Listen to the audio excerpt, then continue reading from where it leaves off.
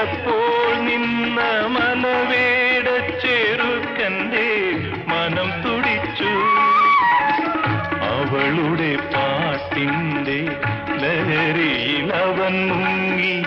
അവളുടെ പാട്ടിൻ്റെ ലഹരിയിൽ അവൻ മുങ്ങി. ഇളം കാറ്റിലിളകുന്ന വല്ലി പോലെ പുലയനാർ മണിയമ്മ, പൂമുല്ല കാവിലമ്മ, കലമാന്റെ മിഴിയുള്ള കളിത്തത്തമ്മ.